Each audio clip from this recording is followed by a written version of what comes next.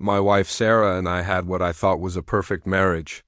15 years, two beautiful kids, a home filled with laughter, or so I believe. My job in international sales meant I traveled a lot, but we made it work with constant calls and video chats.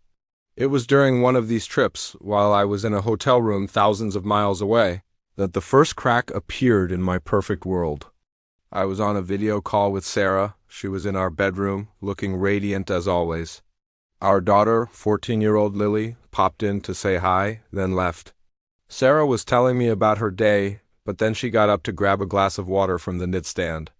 As she moved away from the camera, my heart stopped. For a split second, I saw it clearly. A man's arm resting on my side of the bed. On the wrist was a gleaming, unmistakable Rolex watch. My blood ran cold. I knew that watch. It belonged to my so-called best friend, Mark. I felt a wave of nausea, but I forced myself to stay calm. I couldn't let her know I saw. I pretended my connection was failing. "Sarah, you're breaking up." "I'll call you back later, honey."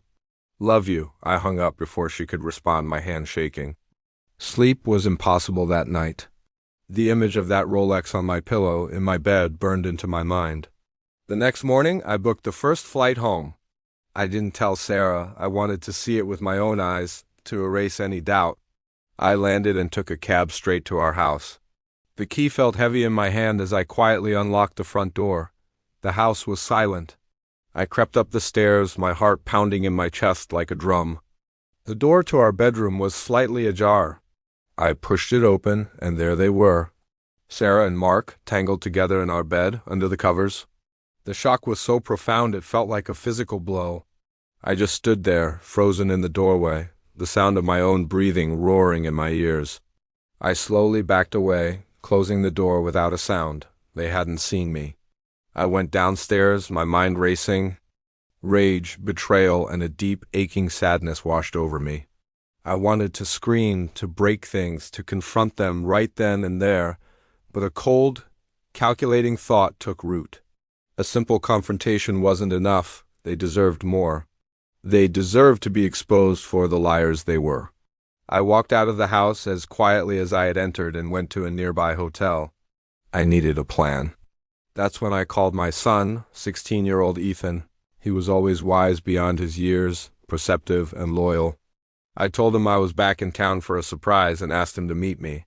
When he arrived at the hotel, he could tell something was wrong. I laid it all out for him, the video call, the Rolex, what I had just seen in my own bedroom. His face hardened. He was furious, not just for me, but at the betrayal of our family. He looked at me and said, "Dad, what do we do?" "I'm with you, 100%. His support was the anchor I needed. We started to formulate a plan for epic, undeniable revenge. My birthday was in 2 weeks. It was the perfect stage. I called Sarah later that day, pretending I was still overseas. I told her I'd be back the day before my birthday and that I wanted to have a big family dinner to celebrate.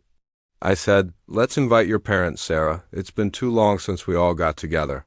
She agreed, her voice dripping with fake sweetness. She had no idea the party was for her, not me. The next 2 weeks were agonizing. I stayed at the hotel, communicating with Ethan daily. He became my eyes and ears at home.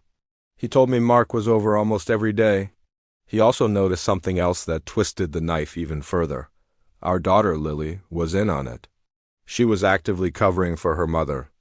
She would tell me on the phone how much they missed me, all while knowing Mark was in the house. She'd stand watch, making sure no one came home unexpectedly. The realization that my daughter was complicit in her Mother S affair was a betrayal almost as deep as Sarah. Finally, the day of my birthday dinner arrived. I had already met with a lawyer and had divorce papers drawn up. Ethan and I coordinated everything. I had him set up a hidden camera in the living room. At 6 p.m., Sarah's parents arrived. They were a lovely couple who had always treated me like a son. Sarah, dressed to the nines, was playing the perfect hostess, completely oblivious. Mark was there too, of course, as my best friend, ready to celebrate with me. The hypocrisy was nauseating. I let them all settle in the living room with drinks. Then I made my entrance. I walked in, not with a suitcase, but with a folder in my hand. Sarah's face went pale. "Honey, you're here.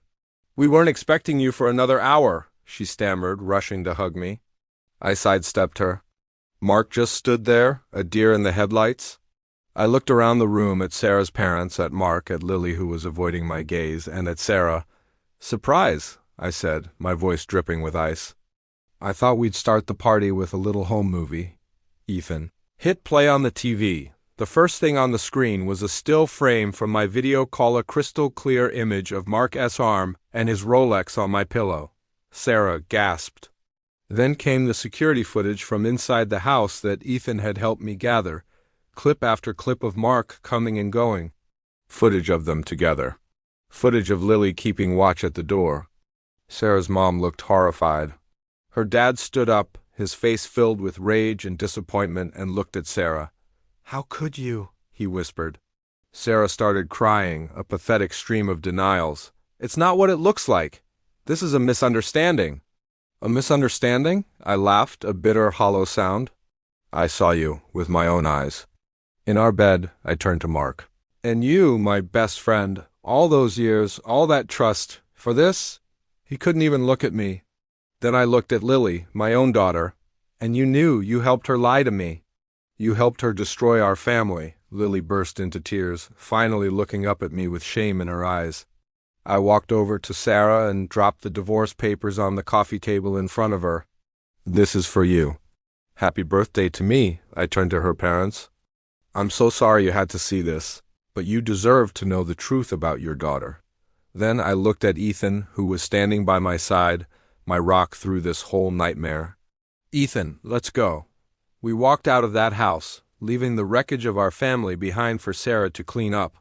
It wasn't a happy ending, but it was a just one. The truth was out, and I was finally free. Rebuilding my life with my son won't be easy, but for the first time in weeks, I could breathe again. Thank you for listening to my story. If you've been through something similar, know that you're not alone and that the truth will always set you free.